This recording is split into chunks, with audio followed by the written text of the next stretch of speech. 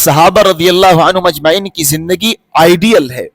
آپ صحابہ کی زندگیاں اٹھا کے دیکھیے کہ ان کا محبوب ترین عمل نماز تہجد تھا. وہ تہجد سے عشق کیا کرتے تھے.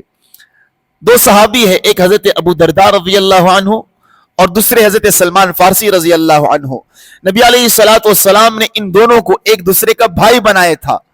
ایک دفعہ حضرت سلمان فارسی رضی اللہ عنہ حضرت ابو درداء رضی اللہ عنہ کے گھر تشریف لے گئے تو ان کی اہلیہ کو خستہ حالت میں پایا تو آگے سے وہ کہنے لگی کہ حضرت ابو درداء تو دنیا چھوڑنے والے بن گئے، تارک الدنیا بن گئے، اور انہوں نے مجھے بھی دنیا سمجھ کر چھوڑ دیا ہے، مجھے بھی ٹائم نہیں دیتے.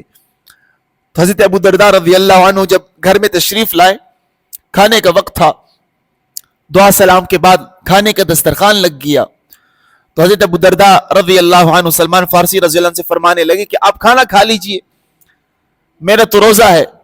تو حضرت سلمان فارسی رضی اللہ عنہ فرمانے لگے کہ میں آپ کے بغیر کھانا نہیں کھا سکتا، آپ بھی میرے ساتھ کھانا کھائیں گے.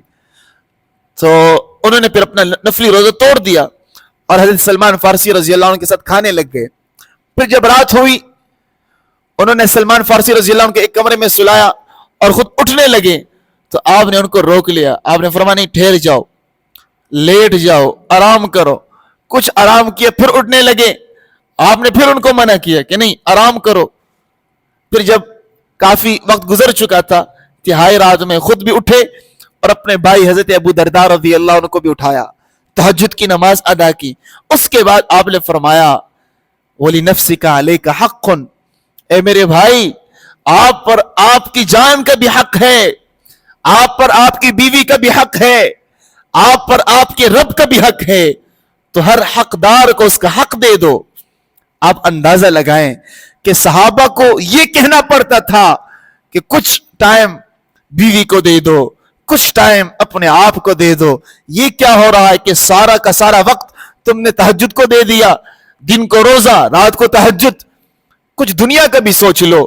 آج بدقسمتی سے ہم سے یہ کہا جا رہا ہے کہ آپ پورا وقت اللہ کو نہیں دے سکتے، رات کے آخری پیر کچھ وقت تو اللہ کو دے دو، اللہ سے بات چیت کے لیے.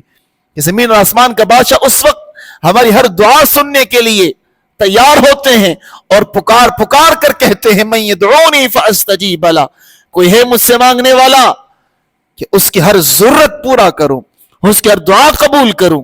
لیکن بدقسمتی ہماری یہ ہے کہ اس وقت ہم خواب غفلت میں سو رہے ہوتے ہیں.